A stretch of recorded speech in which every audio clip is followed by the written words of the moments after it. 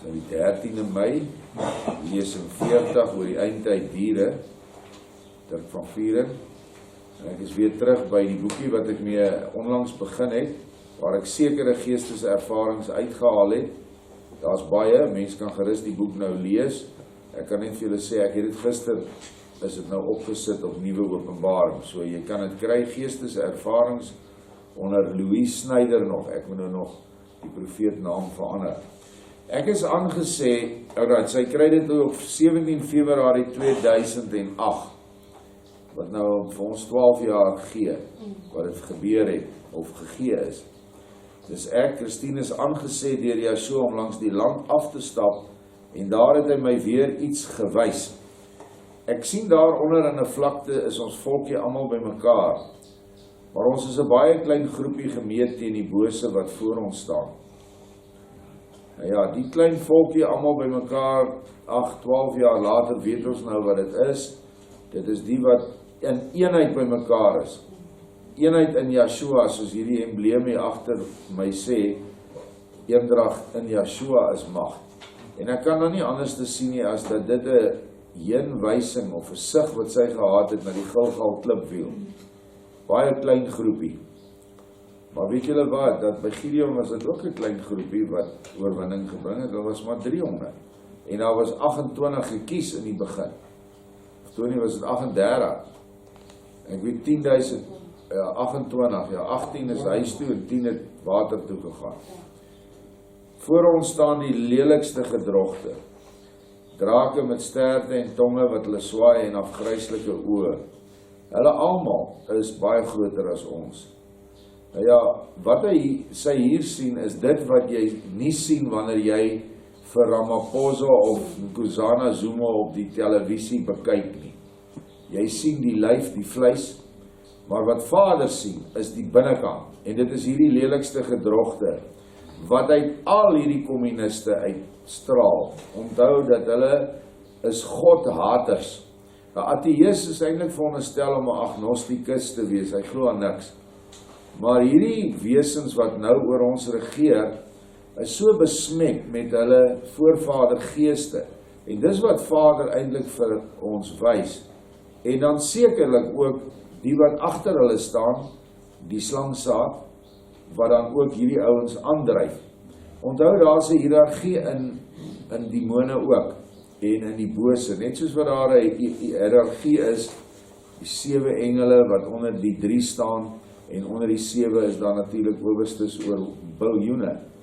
Is daar 'n struktuur aan die negatiewe kant ook, waar Lucifer Satan bo is, Satana met sy vroulike Satana gees, en dan onder hom is dan die hoofde. In Henoch sal jy van hulle kry, ek dink daar's 200 van hulle.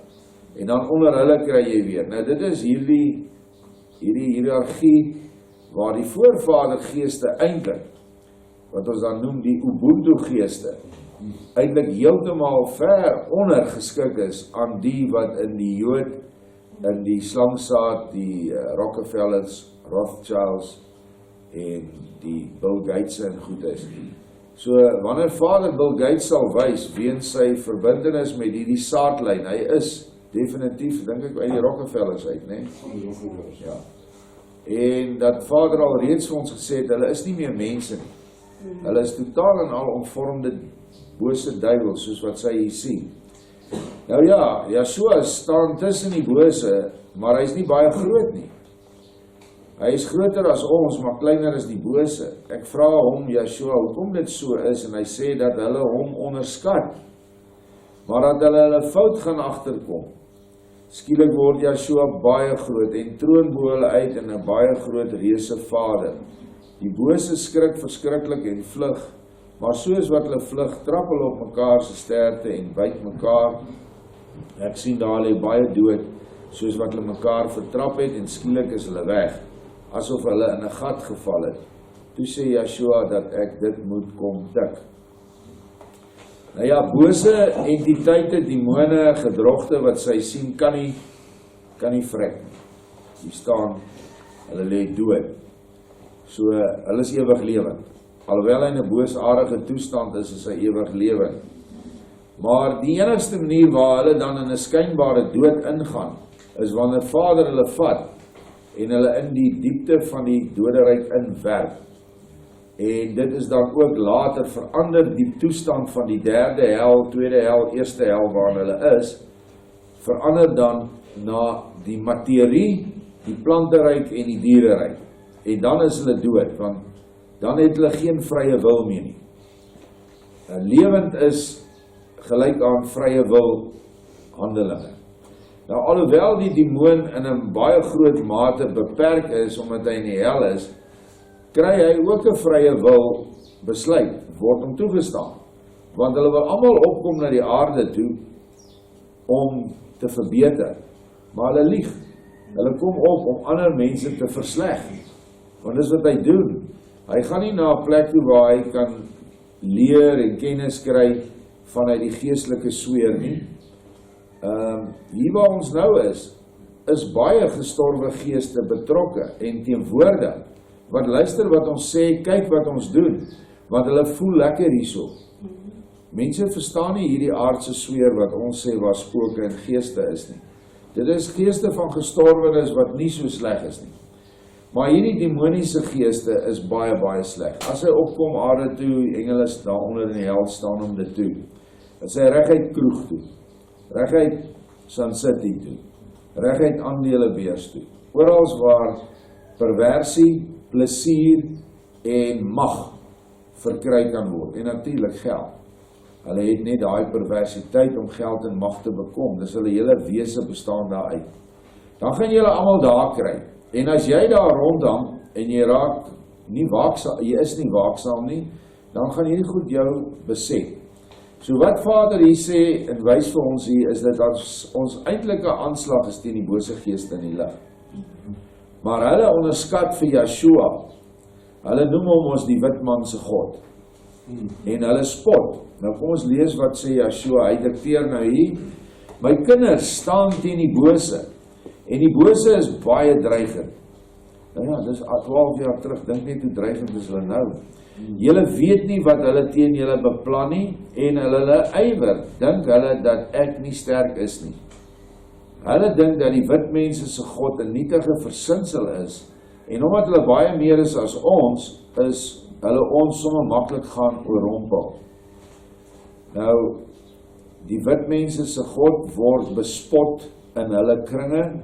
Hy het dit al vir ons deur Lukas van Hout gesê, en hy sê, ek hoor alles wat julle sê. Ons het dit op rekord, dat Desmond Tutu, die groot Christen, in 1983 gesê het, en dit is in die Koran, die Cape Times was dit gewees, that our Jesus Christ will come with the AK-47 and destroy all whites. Zuma hulle bespot hom. Becky het gesê, laat daai wit Jood kom werk in my tuin, ek sal hom wys wat is werk. Zuma het gesê, ons sal regeer tot Jesus kom. Nee? Arme sot weet nie eens dat jy so lank al reeds gekom het nie, en jy weet nie eens hoe hy kom nie. Maar nou ja, so spot hulle hom nou openlik, dan in hulle agterafkamers sal dit seker nog erger wees. En dit staan in die skrif, hulle belaster die Elohim en hulle belaster die kinders wat na sy beeld geskape is, die Adamiete, die wit mense. Want hierdie swart nasie en hierdie demoniese besetting haat die meester en sy kinders met 'n passie. Hoekom? Dis dieselfde as wat Goliat vir Dawid gehaat het, omdat hy rooierig was, staan daar. Hy het Dawid gehaat omdat hy 'n wit man was, rooierig, kon skaam kry, bloos, na die beeld van die Skepper geskape. En Goliat stel nou al hierdie demoniese entiteite wat nou onder hierdie kabal van Rockefeller en Rothschild en die ander, Kissinger en so aan, en Soros, noem hulle maar allemaal op, wat agter in die skadu staan en die hele besigheid wat nou plaasvind, beheer. Hulle is die touwkiestrekkers. Die ander is marionette. Soos elke leier in hierdie wêreld is 'n marionet van hierdie mense. Nou ja, kom ons lees wat sê Yeshua, wat gaan met hulle gebeur? Hy sê, maar tussen hulle en my kinders, soos op 'n slagveld, tussen ons en hulle, staan ek, met 'n baie groot skok gaan hulle agterkom, dat daar niemand magtiger is as ek nie.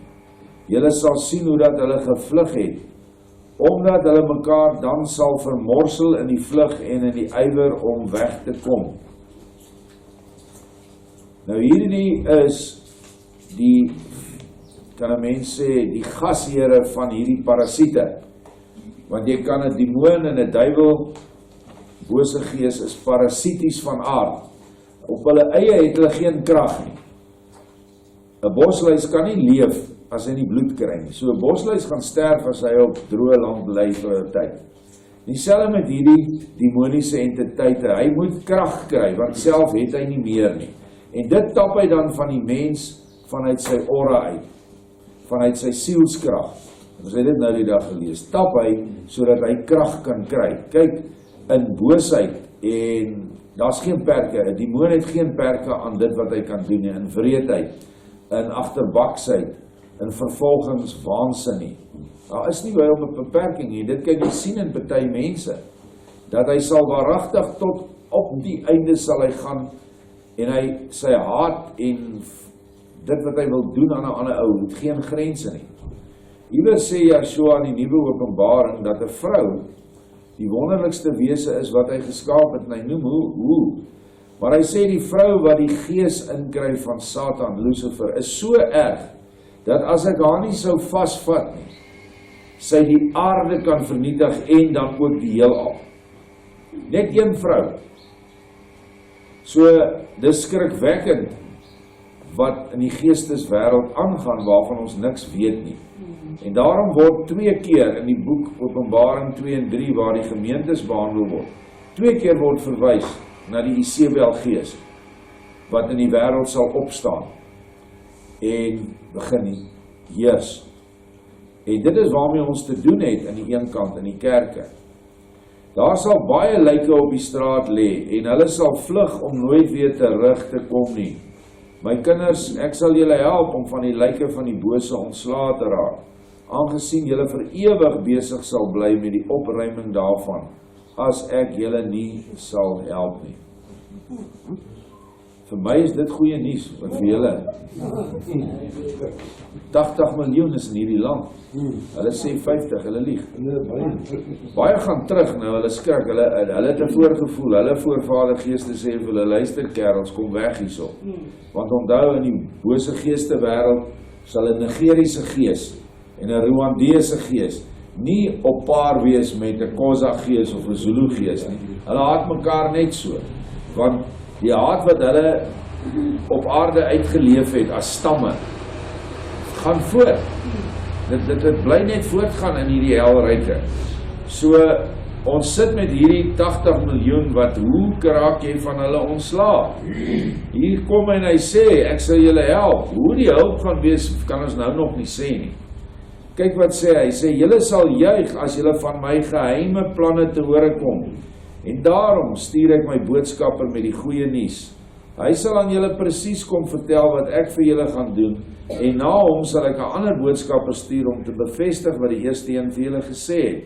Julle sal sien dat hulle albei baie nederig is, en my gees sal sommer uit hulle uitstraal. Julle hoef niks sal niks hoef te vrees nie, al is dit die lelikste monsters wat op julle jag gaan maak. Ek alleen sal julle beskerm, en daarom moet julle nie op julle wapens staat maak nie, omdat wapens niks werd is nie. Ek bedoel, hoeveel keer moet hy dit nou vir ons herhaal, dat ons nie op wêreldse wapens ons krag moet fokus op nie. Dit gaan nie werk nie. Ek sê, in hierdie tyd wat kom, moet jy 'n wapen hê. Ek sê, moenie dat jy nie wapens moet hê nie, om meestal kos te skiet. Want dan gaan 'n tyd kom wat ons gaan moet jag. Wanneer daar geen orde en anargie is, sal ons wild moet gaan soek iewers, en sal die goed moet skiet, anders te gaan ons dood van die honger. So, dit is waarvoor 'n wapen vir my redelik belangrik is, en daarvoor hoef jy net 'n ligte ding te hê. Maar, hier sê Vader dat ons tog nie met aardse wapens gaan veg. Daar sal sekerlik hulle wees wat daarmee gaan veg, maar ons wat hier is, wil graag die Salomo vlak bereik, en nie net die Dawid vlak. Dawid vlak hy was 'n man na Vader se hart, en hy het als doodgemaak wat teen Israel gestaan het. Hy was gevreesd in die hele gebied daar. Maar toe hy die tempel wou bou, toe sê Vader, nee, jy kan nie, jy het te veel bloed op jou hande. Toe sê hy vir hom, maar jou seun sal dit bou, maak jy net die materiale bymekaar.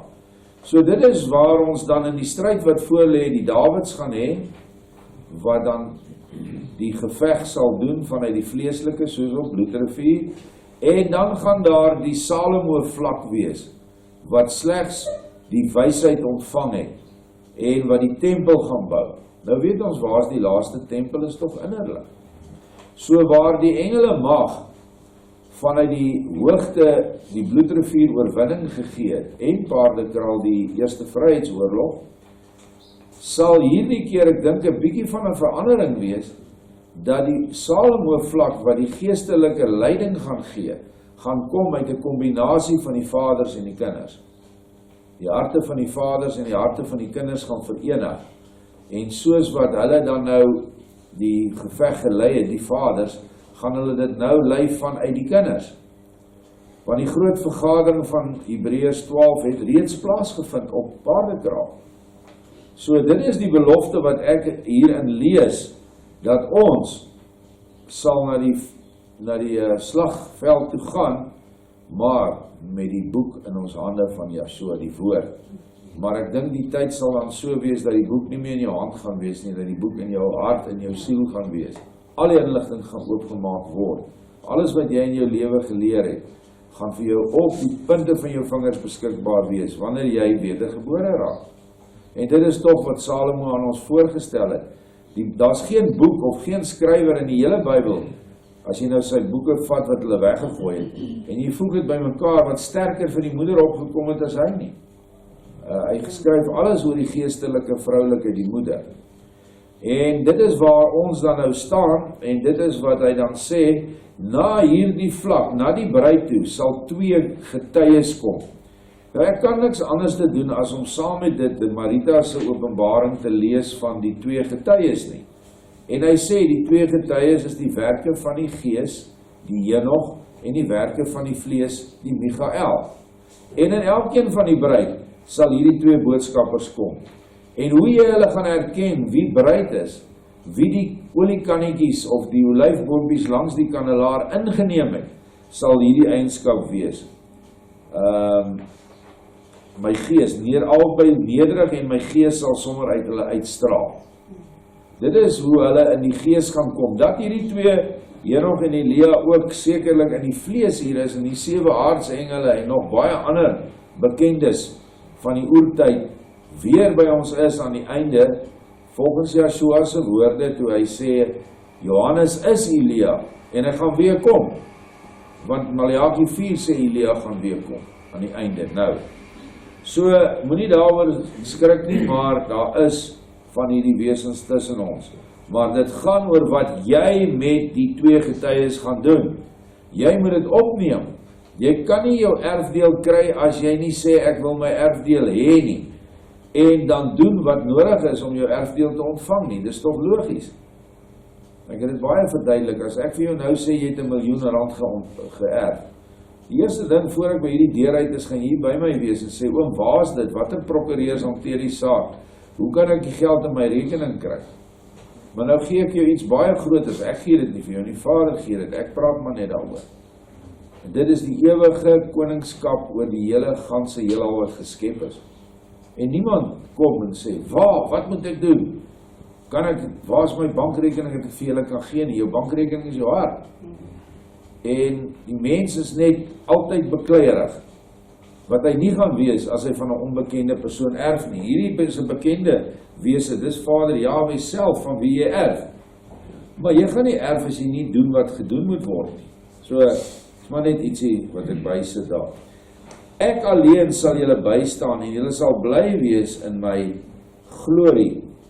Dit beloof ek vir julle almal wat in my glo, wat weer my kinders, weer die ongelowige en die een wat my boodskapper met 'n slegte hart ontvang. Nou hier sien ek, hierdie boodskapper is die hele bruid. Wie hulle wat die bruid met 'n slegte hart ontvang. Wie die een wat hom nie glo nie, omdat ek hom dan nie te hulp sal snel nie, maar ag jouself gelukkig as jy hom in liefde en gasvryheid ontvang het. En dit is wat ons moet doen, is die gees van die werke en die gees van die gees, as ons dit so kan stel, die Henog en die Lea gees, ons moet dit ontvang, en ons moet sê, Vader, ek het 5 talente wat ek nou beoefen, maar gee my nog 5, gee my nog meer kragte en magte van die gees, in die veld wat jy wil inwerk. Vader wil nie hê, jy moet nou in genesing gedruk word, as jy byvoorbeeld nie bloed kan hanteer nie, jy wil liewerste kos maak, dis waar jy dan gaan gebruik. Niemand gaan in hierdie bruidsbedeling ongelukkig wees nie. Ek weet wat ek van hou en waarin ek myself kan uitleef, jy weet waarin jy jou kan uitleef. Ek is byvoorbeeld 'n baie slegte onderwyser, ek sal nooit met kinders kan werk nie, want ek het nie die geduld nie. Daar's ander mense wat so toegerus is om daai kinders te voed.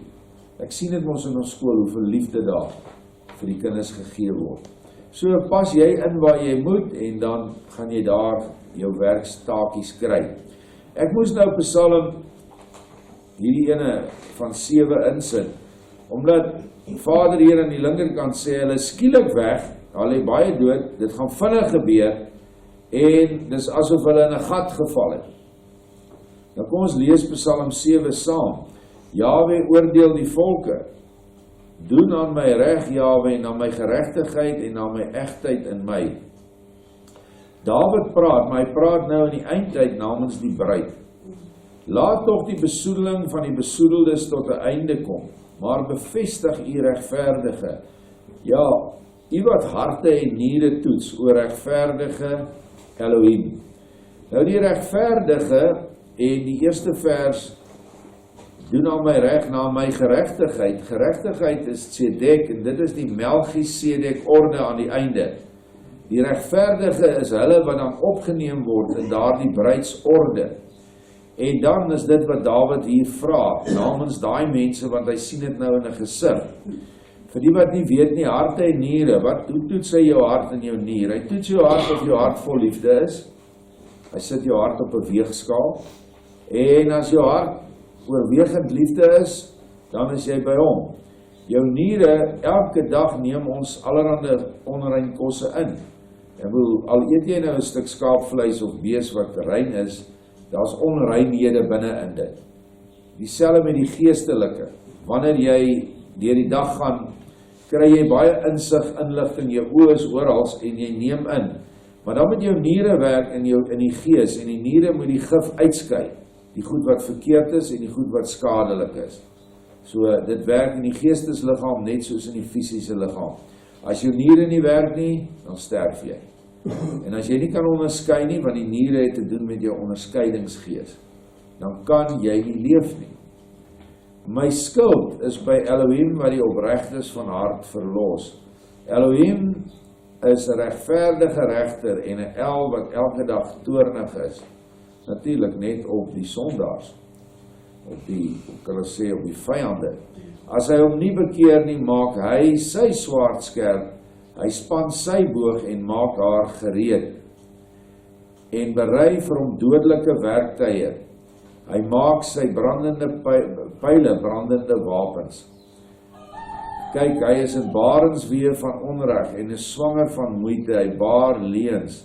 Hy het 'n put gegrawe en dit uitgehol, maar hy het geval in die gat wat hy gemaak het. Die oneenigheid wat hy gestig het, keer op sy hoof terug, en sy geweld kom op sy kroontjie neer. Ek wil Jahwe loof na sy getrouheid en musiek maak vir die naam van Jahwe.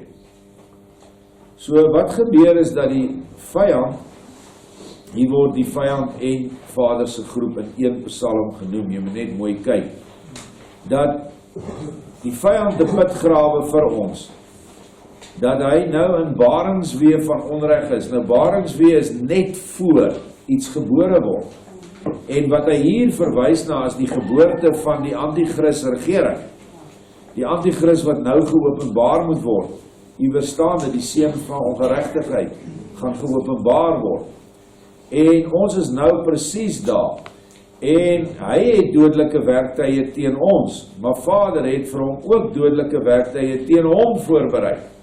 En dit wat ons opgerig het in 2017, 15 Julie, is deel van die dodelike werktuie vir hom. So die Gilgal klipwiel is 'n werktuig in die Vader se hand, en ons pyle wat ons stuur word brandende wapens. Die pyle wat ons nou al reeds identifiseer het, is die lig wat ons kan stuur, die krag wat ons na mense toe kan stuur, of dit genesende krag is, of ondersteunende krag, en dan belangrik beskermende krag, dat ons die engele eintlik in ons diens het, wat vir ons oppas. Al daai wapens het hy nou vir ons gegee. Nou die brandende of die pyle is natuurlik dit waarmee jy skiet, en dit het ons nou gesien, is gebed, smeking en hulp. Jy skiet pyle uit as jy vandag 'n vrag kos vat vir 'n groot groep mense. Dan het jy pyle in armoede wat deur Satan bewerk word. Hy sit agter alles, of dit werkloosheid is, BEE voordele en niks vir die wit man nie, geen tenders vir die wit man nie, nou geen kospakkies vir die wit man nie. Al daai pyle sit hy nou mee, en hy skiet ons, maar Vader gee ons die magtiging om terug te skiet. Nou hierdie put wat hy gegrawe het en uitgehol op die ou einde, is dit die afgrond waarin hulle gegooi word en toegesluit word. Uiteindelik is dit vasgevang in die materie, mineralenryk, planteryk en diereryk. Dit is uiteindelik waar hulle heen gaan. Maar nou in die tyd tot wanneer dit gaan gebeur, die gat, die finale doderyk toestand van weer inkerkering in die materie is eers aan die einde van hierdie bedeling, wat nog minstens lyk dit om ons nog 8 na 10 jaar kan hou, of 7 jaar, ek weet nie, ek maak nie voorspellings nie, ek weet net ons is naby alles.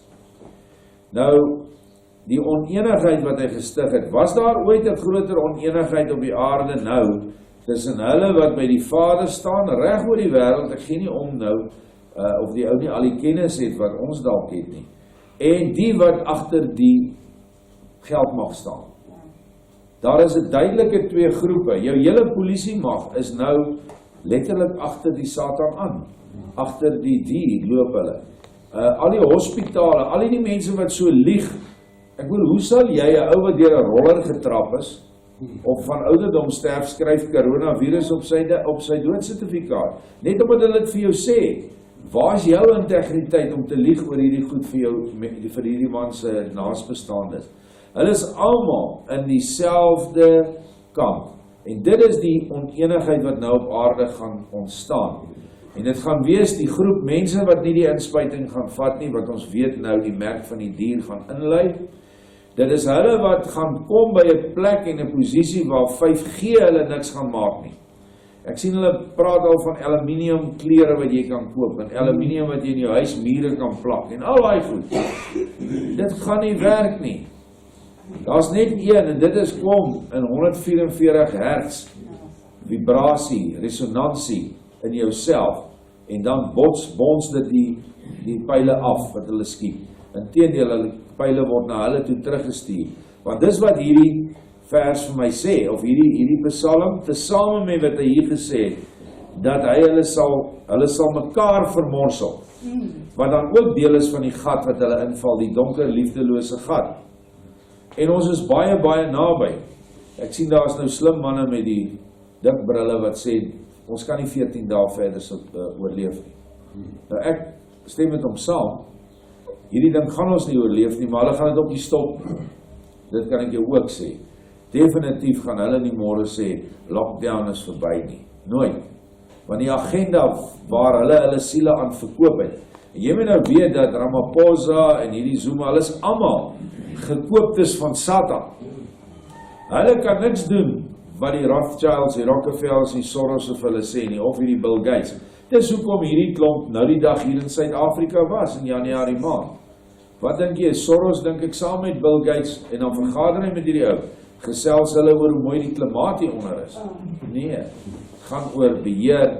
Hulle is lankal gekoop. As jy 'n bietjie gaan ingaan, wat word van hierdie politici, filmsterre, sportsterre, vermaaklikheid, al daai goed. Wat moet hulle doen wanneer hulle opgeneem word na hierdie bose vergaderings toe?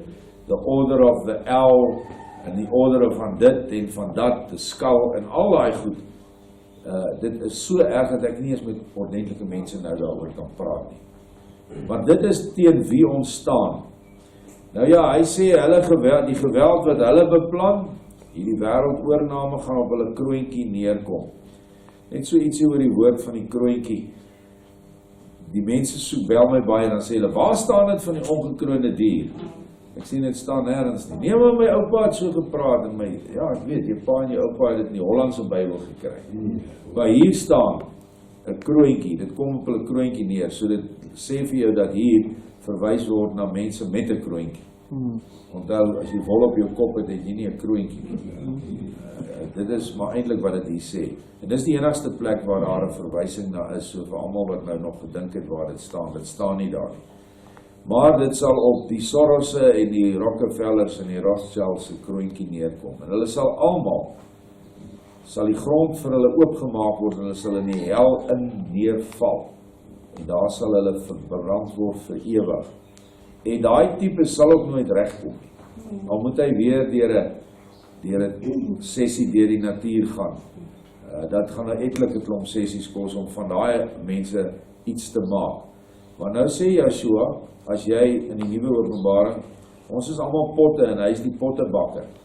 En as jy nie 'n pot wil wees nie, en jy bly breek, net as jy nou van die wiel af val jy in mekaar, want jy wil nie 'n pot wees nie. Jy wil nie 'n houer wees vir die liefde en die wysheid en die krag nie. Dan breek hy die pot, dan sê hy, sla die pot stuk en gooi dit in die paadjie en dan loop ons bo oor jou. En dis presies wat gaan gebeur wanneer ons oorgaan na die 1000-jarige vrederyk.